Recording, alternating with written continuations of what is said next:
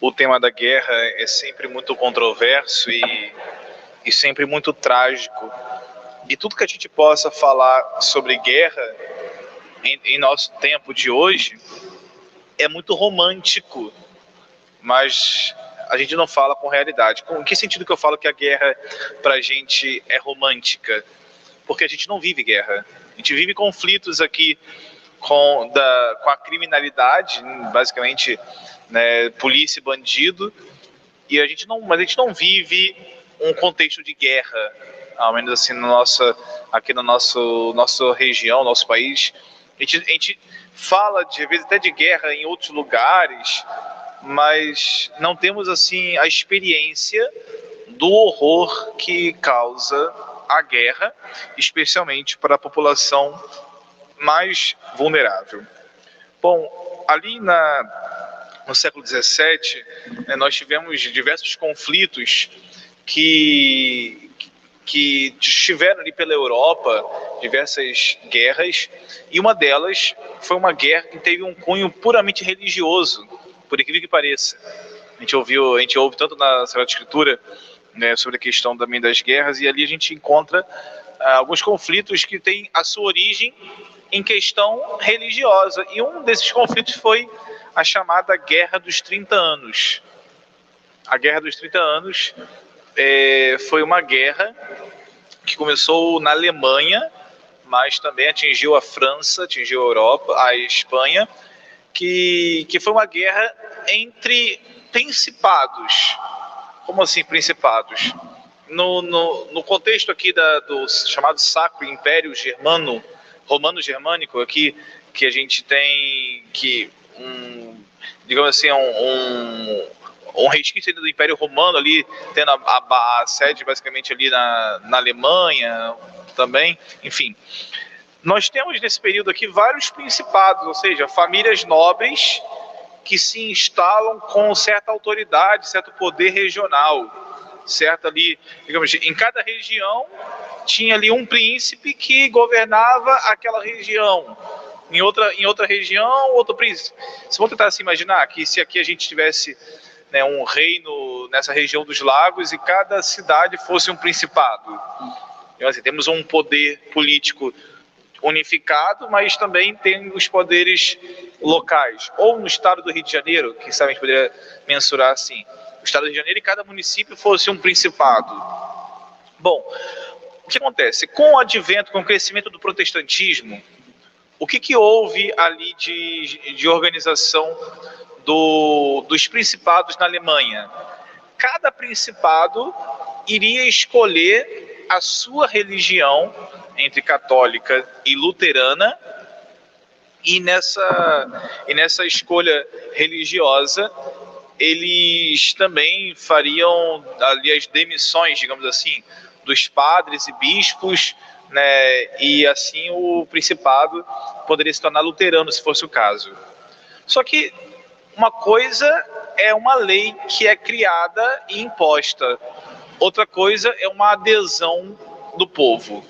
Então você pode imaginar aí que à medida que os principados iam se convertendo, alguns também tinham ali conflitos internos ali por aqueles que não queriam deixar de ser católicos.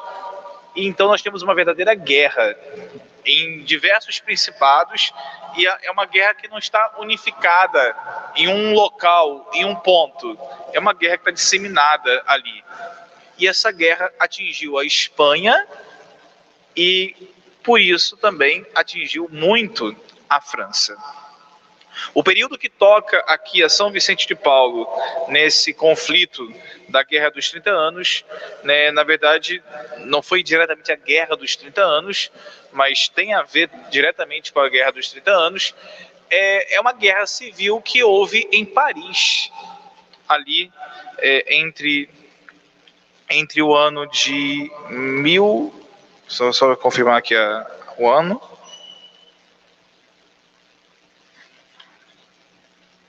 1651 e 1652, que nós temos ali um conflito na população ali em Paris. É interessante que São Vicente ele foi responsável por intermediar diretamente, tanto no reino da França, quanto no reino da Alemanha. Ele tenta mediar ali o tempo inteiro para evitar que esse conflito viesse à tona. São Vicente ele tinha sido eleito conselheiro da rainha. O que significa conselheiro da rainha? Ele era confessor da rainha. Ele atendia a confissão da rainha, né? Então ele tinha influência direta ali, né? E ainda assim ele não conseguiu digamos assim, o cuidado. Bom, uma vez que começa então a guerra, essa guerra que dura 2 anos, o que São Vicente se empenha aqui na guerra? Isso é extraordinário, assim, o quanto que São Vicente tem de empenho. Extraordinário não que tenha sido diferente de outra pessoa, né, mas assim, é bonito de ver o seu zelo. São Vicente, a primeira coisa que ele faz é não fugir do campo de guerra. São Vicente não foge do campo de guerra. Só que ele não vai para o campo de guerra para pegar em armas e lutar e defender e guerrear. São Vicente ele vai para o campo de guerra para cuidar daqueles que estavam aflitos. Sejam aflitos pela fome, sejam os aflitos por terem a sua alma em risco. Porque uma vez está em guerra, se é baleado ou se leva um golpe, poderia morrer.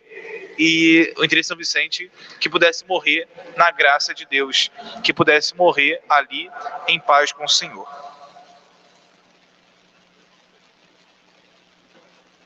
E assim encontramos São Vicente.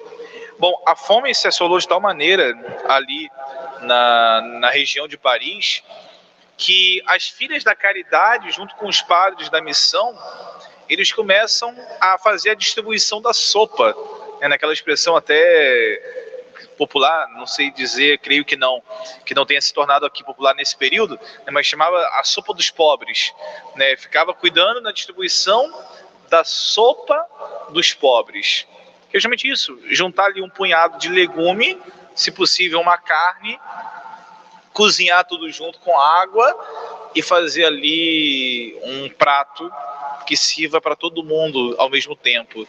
Às vezes era o que se tinha. A distribuição do trigo foi muito limitada nesse período, e assim a gente encontra São Vicente, né, nesse empenho. Alguns relatos que nós temos aqui desse empenho de São Vicente, né, temos alguns relatos do seu, primeiramente desse primeiro momento que ele tentou o máximo que pôde adiar ou impedir a guerra de acontecer, e ele meio que se sentiu frustrado, ele achava que era devido às suas limitações que ele não tenha conseguido.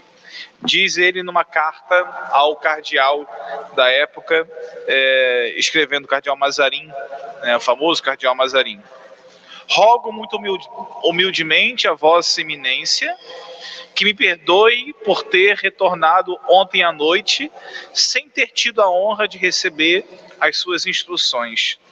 Fui obrigado a isso, pois não me sentia bem. O senhor Duque de Orleans acaba de me informar que me enviará hoje o senhor Dornano para me trazer a resposta que ele quis acertar com o senhor príncipe.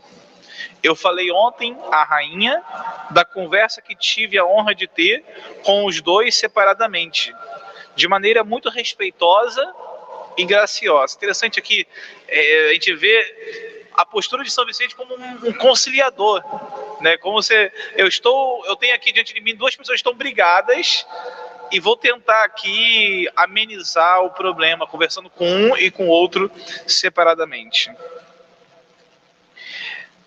Disse a sua Alteza Real que se fosse restabelecida a autoridade do rei e se baixasse um decreto de justificação, Vossa Eminência daria a satisfação que se espera, que dificilmente seria possível resolver essa grande questão com deputações, e que seriam necessárias pessoas de confiança mútua tratando das coisas diretamente. Ele me deixou claro, pela fala e pelo gesto, que isso me convinha e me respondeu que trataria da questão com seu conselho. Amanhã pela manhã, espero estar em condições de levar resposta à Vossa Eminência com a ajuda de Deus. Mas ele, embora tivesse muito esforço e muito empenho, não conseguiu ali impedir o conflito, e nós sabemos ali do fim. É interessante que dentro do conflito desses 2 anos, o orfanato, né, a obra das crianças abandonadas, foi um local que os soldados quiseram usar de abrigo para a guerra. Olha só, e vamos imaginar São Vicente agora, estamos aqui no ano de 52, o orfanato ele foi construído, 51 e 52, construído em 45, como nós vimos ontem, e São Vicente aqui, ele tem um problema, por quê? Os soldados dali, que estavam envolvidos na guerra, queriam usar o espaço do orfanato, da casa da obra das crianças abandonadas, como abrigo para eles. E São Vicente tinha todo um cuidado de ensinar e educar aquelas crianças na virtude. E graças assim ao poder assim de articulação de São Vicente, esse lugar não foi utilizado, o abrigo da Casa dos Bons Meninos não foi utilizado, nem mesmo a Casa São Lázaro dos sacerdotes, que eles queriam tanto utilizar para servir ali aos generais da rainha. Vemos aqui o quanto que São Vicente foi presente. Bom, a guerra ela foi de alguma forma longa, no sentido de 2 anos de guerra não é algo muito fácil. Se imagina que se em 4 ou 5 meses de quarentena a gente já não está aguentando, imagine 2 anos de guerra, né, de conflito, de isolamento, de quarentena, de fome e tudo mais. Mas em guerras que a gente acompanha na história muito mais longas, foi até uma guerra curta, foi uma guerra que se resolveu relativamente de maneira rápida. Nós encontramos mais uma vez aqui São Vicente articulando todos os seus movimentos, das Damas da Caridade, das Filhas da Caridade e da Congregação dos Padres da Missão para isso. Mas o que mais impressiona é a atitude de São Vicente. Ele mesmo foi para os campos de combate, né, para as frondas, a fim de aqui tentar acudir também aqueles soldados que caíam e precisavam dos sacramentos antes da morte, e também das populações mais pobres e vulneráveis. O trabalho de São Vicente foi tão espetacular que até as outras congregações religiosas, os outros institutos religiosos se inspiravam em São Vicente para saber como que eles deveriam agir. Ou seja, São Vicente foi tão pioneiro, foi tão inovador aqui, que os outros institutos não sabiam como agir durante a guerra. E se inspiravam, então, em São Vicente, o modo como São Vicente agia, para poderem cuidar dos mais pobres aqui, dos mais fracos, e, enfim, tornar ali. Nós temos aqui um outro relato ainda, né, de São Vicente em um contato com um cardeal Mazarin. Monsenhor, dou-me a confiança de escrever a Vossa Eminência. Rogo-lhe tolerar que lhe diga que vejo agora a cidade de Paris de volta ao estado em que se encontrava, para apelar ao rei e à rainha insistentemente, e que não vou a lugar nenhum, nem encontro ninguém que não me tenha a mesma fala. Nem mesmo as Damas da Caridade, que são fundamentais em Paris, se eximem de me dizer que, se suas majestades vierem, elas formarão um regimento de damas para ir recebê-las um triunfo. Uma vez que os reis e o rei e a rainha haviam, digamos assim, fugido do combate ali, do cerco. E assim sendo, Monsenhor, creio que a Vossa Eminência fará um ato digno de sua bondade, ao aconselhar ao rei e à rainha que voltem para tomar posse de sua cidade e dos corações de Paris.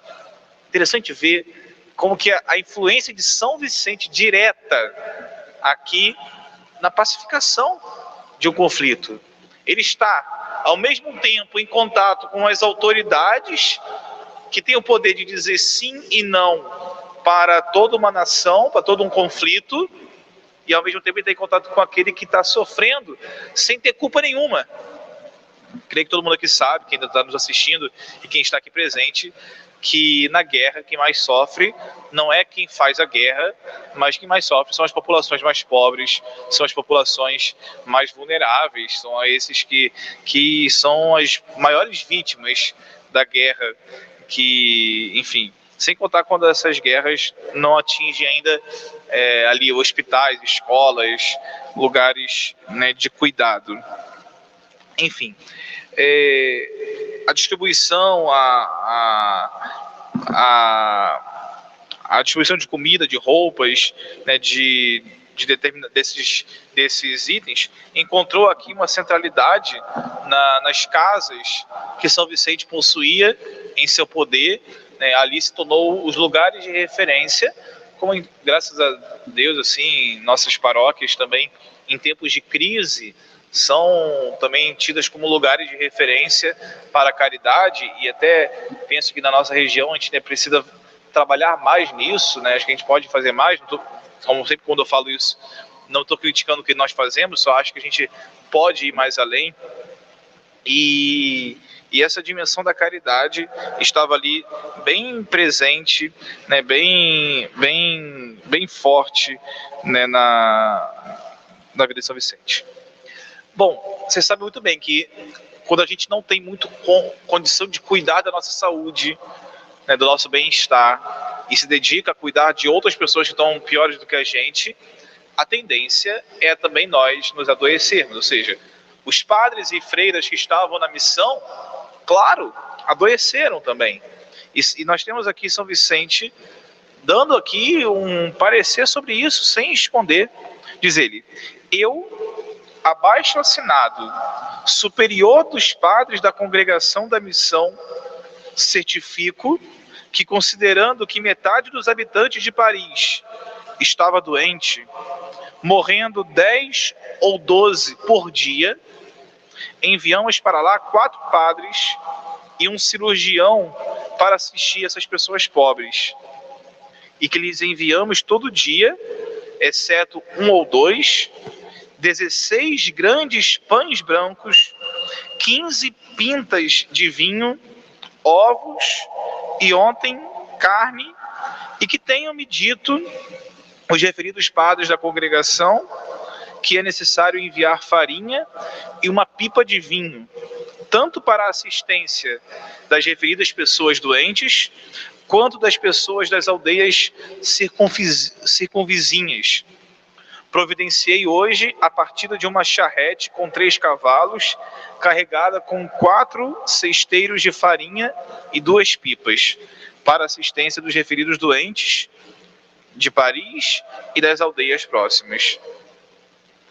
Isso era, São Vicente escreve ali, né, de maneira contemporânea, quando, enfim, se lidava com isso. Aqui o vinho, né, também tido como do vinho faz o vinagre, também usado, né, para o cuidado das feridas, cuidados das enfermidades. Meus irmãos, penso que mesmo não sendo período de guerra, né, mesmo não sendo período de conflito, é período de muitas calamidades o que nós vivemos. E mais uma vez eu digo, penso que São Vicente ele pode nos inspirar bastante aqui no que faz. Vale ressaltar que a idade de São Vicente nesse período era de 60 para 61 anos. Não estamos falando mais de um jovem rapaz que vislumbrava dedicar a sua vida em missões.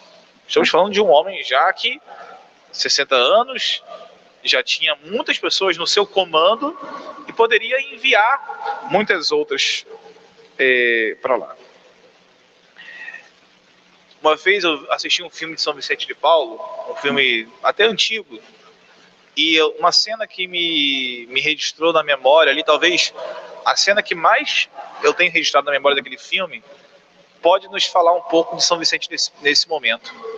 Naquela cena é interessante que São Vicente estava cuidando dos doentes e já não tinha lugar para colocar mais doentes. E chegava mais doentes. E São Vicente colocava aonde era possível, ou seja, no chão, numa cadeira, onde dava. E Santa Luísa de Marilac chegou para ele e falou: para com isso, você está ficando louco, você não vai dar conta disso tudo. E na cena do filme mostra São Vicente calado, olhando para ela, depois ele volta-se para os enfermos e diz assim: pode ir embora, deixe que eu cuido deles sozinho. Essa expressão incansável de São Vicente, e como nós vamos ver depois de amanhã, o hospital foi uma das suas últimas obras de caridade. Esse trabalho incansável de São Vicente, acho que tem que nos ensinar bastante, porque a demanda de caridade ela não vai acabar. O próprio Jesus fala no Evangelho: pobre sempre tereis. A miséria tende, pela fala de Jesus, a nos acompanhar sempre. A demanda de caridade ela estará sempre ao nosso redor. E talvez seja uma grande demonstração de bondade a gente, como paroquiano de São Vicente, realizar um compromisso nosso de vida em querer sarar as necessidades urgentes que se apresentam diante de nós. Necessidades de caridade são diversas, muitas. Nós não temos como assim mensurar. Essa necessidade de caridade exige também assim uma grande doação física e humana e doação material de dinheiro. Nós talvez sozinhos não tenhamos condição nenhuma de cuidar de todas as demandas que aparecem diante de nós. Mas São Vicente também nos ensina aqui quanto que a caridade sincera, bem feita, pode inspirar muitas doações e muitos benfeitores que também querem fazer algo por aquele que sofre. Termino aqui trazendo um escrito curto que São Vicente envia para um dos colaboradores desse período. Convido a agradecer a Deus por ter trazido de volta a rainha e o rei a Paris. A alegria dessa volta é tão grande de ambas partes que chega a ser inimaginável. Não se nota nem mais um traço dos distúrbios passados, o que nos dá grande motivo de esperar a total cessação da agitação intestina do reino. São Vicente de Paulo, ele consegue manter o seu contato com diversos colaboradores, com diversas autoridades, com diversas pessoas também mais vulneráveis. Que ele possa nos inspirar a articular naquilo que for possível e preciso na nossa ajuda solidária por aquele que padece, por aquele que sofre de maneira emergente, de maneira imediata. Que São Vicente nos inspire e nos ajude hoje e sempre. Amém.